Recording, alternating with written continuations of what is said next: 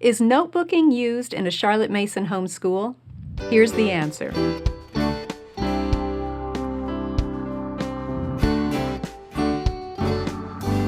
Welcome to the Simply Charlotte Mason podcast. I'm Sonya Schaefer. Some of you have asked about notebooking and whether that is a Charlotte Mason method.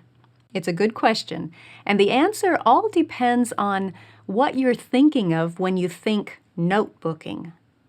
For some people, notebooking is like scrapbooking. You tuck postcards and maps and stickers and photographs and pamphlets and articles from magazines on the pages and put them in an attractive arrangement. For some, notebooking is more of a portfolio. You include samples or pictures from all kinds of assignments that your child has completed.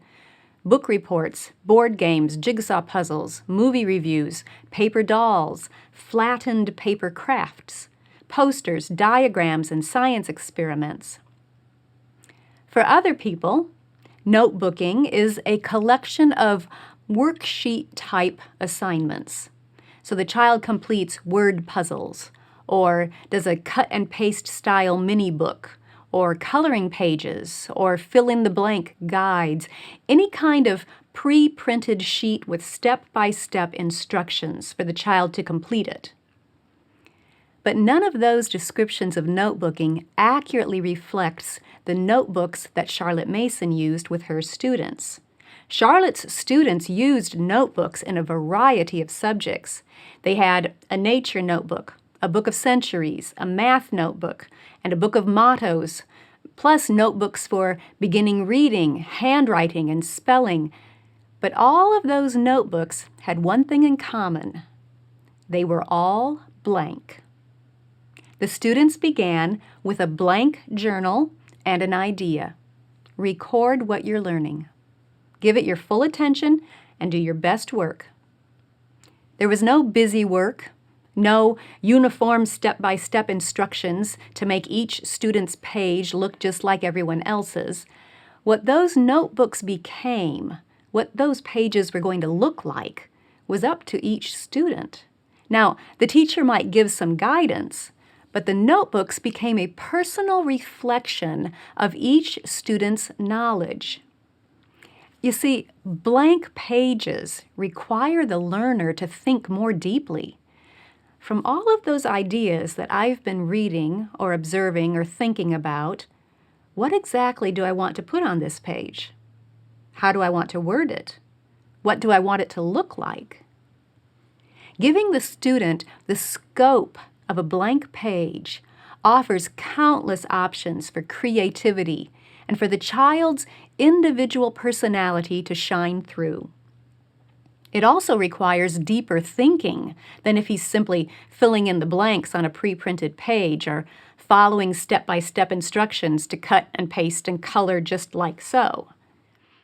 And it's also supporting a very important habit, the habit of self-education. A person who's learned how to read or observe for himself and then record his ideas and observations from that learning can continue to do that for the rest of his life. He's not dependent on others to tell him what he should be writing or drawing or remembering. He has the tools he needs for self-education. And if a student can practice those skills, use those tools of self-educating all the way through his school years, they will become a habit, and he will naturally develop fluency in self-educating. That's why Charlotte's notebooks were blank. Let me give you a quick rundown of how each notebook that I mentioned was used in a Charlotte Mason education. The nature notebook was a blank journal with thick paper that could support painted illustrations. The child was required to record what he personally observed about different nature friends. Entries could be made in writing. If the child was unable to do the writing himself, the parent or teacher could do the writing as the child dictated what he wanted to say. The entries could also be made in drawing or painting. These notebooks became personal records of each child's growing relationship with nature. The Book of Centuries was a timeline journal. It had the dates across the top of the pages, and the older students would create their own century-at-a-glance tables. The blank pages were for recording key people and events that the students came across in their reading assignments. As they flipped to the appropriate pages and filled in different people or events, they formed their own connections as they noticed the people and events that were already recorded there. Oh, look at that! Jonah went to Nineveh about the same time as the first Olympics were held in Greece. Each student can also enter pertinent milestones and trace the history of a personal interest or hobby. Perhaps she's interested in fashion or furniture or architecture or trains, but she can add sketches of what that item looked like in each century, personalizing her Book of Centuries even more.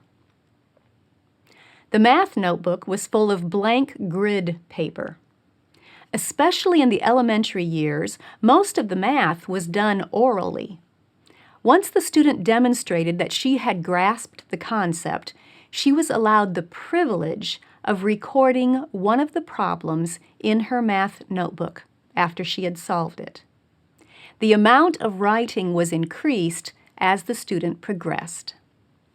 In this way, the math notebook became a record of each student's personal growth in arithmetic. And using grids, it's a brilliant idea.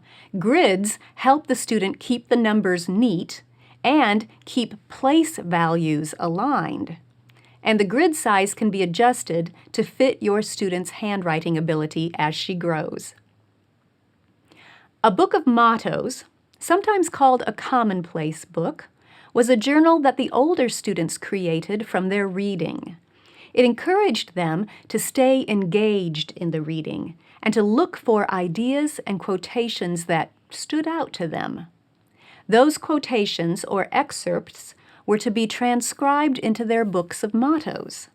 Again, the journals started out blank and became a personal reflection of the ideas that struck each child individually. The teacher would simply check to make sure that at least 2 lines had been written into that journal each week. Which lines were added was up to the student. Do you see how this practice also sets up a mindset of self-educating and encourages it to become a habit? The beginning reading notebook was called My Word Book. It was a blank journal in which the parent would record the words that the child had learned how to read. It was like the child's treasure chest of words that he knew. Again, a personal record of that child's individual growth and learning. And then the handwriting and spelling notebooks are similar. They were journals in which the students wrote their copywork and transcription and dictation passages as they progressed through those stages. As you can see, Charlotte Mason notebooks are nothing fancy, nothing that requires a lot of preparation on the teacher's part, yet they can become cherished records and beautiful reflections of each child's personal growth, and develop that important habit of self-educating. That's notebooking the Charlotte Mason way. This is just a brief overview of Charlotte Mason's style notebooking. If you would like to learn more about each of the notebooks I described, check the links in the show notes. You'll find links to blog posts, videos, and other resources that will help you get started and enjoy Charlotte Mason's brilliant notebooks.